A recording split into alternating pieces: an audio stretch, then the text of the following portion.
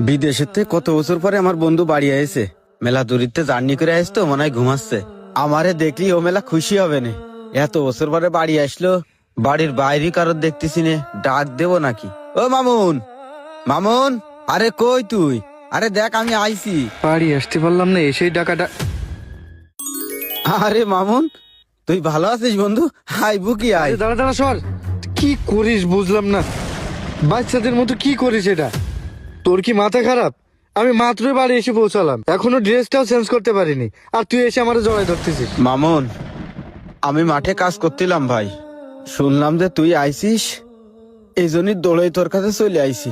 আগে যেরকম মেলা দিন পরে কোনো জায়গাতে আসলি তুই আমারে জড়াই ধরতিস, আমি তোরে জড়াই ধরতাম, তার জন্য আমি তোর এত বছর পরে সামনে পায়ে জড়াই ধরেছি। আমি বুঝতে পারিনি রে ভাই যে আমার এই শরীর এখন এত নোংরা হয়ে গেছে।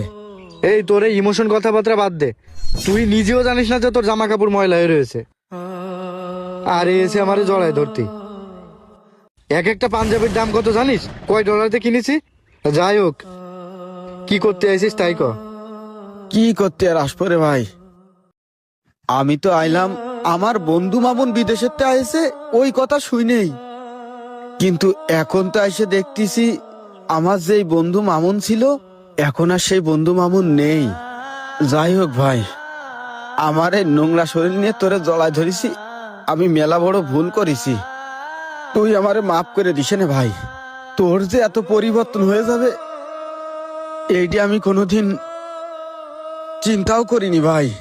যাই হোক, আমার ভুল হয়েছে, এই বন্ধুর দাবি নিয়ে তোর কাছে আমি আর কোনোদিন আসবো না, থাক তুই। আরে মইনুল শোন, মইনুল তুই ভুল বুঝতেছিস। মইনুল, সব অশান্তি আমার ঘাড়েই জোটে। আরে ভাই, বিদেশ যাওয়া তো মুখের কথা না। আপনার কাছে টাকা আছে, আপনি টাকা দিলেন আর বিদেশ চলে গেলেন। বিদেশ যাইতে গেলে একটু ধৈর্য ধরা লাগবে। ধৈর্য? আর কত ধৈর্য ধরতে হবে? 1 মাস, 2 মাস, 3 মাস, 1 বছর হয়ে গেল, আমার ভাইয়ের এখনো কোনো ভিসা আসলো না, এখনো তুমি বলো যে আমাকে ধৈর্য ধরতে হবে? আরে ভাই, আমি তো দেখতেছি আপনি উত্তেজিত হয়ে যাচ্ছেন। আমি তো দেশে আইছি, আমি এইবার বিদেশ যাওয়ার সাথে সাথে আমি আপনার ভাইরে কনফার্ম বিদেশ নিয়ে যাব। আরে রাখো তোমার নয় ছাই কথাবার্তা।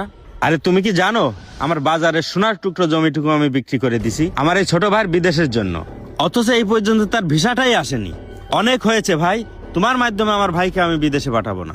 আর শোনো, তোমাকে আমি 1 সপ্তাহ সময় দিলাম, এর ভিতরে তুমি যদি আমার টাকাগুলো ফেরত না দাও তাহলে আমি জনশক্তি অফিসে কমপ্লেন করব। বিপদে কি পড়ে গেলাম।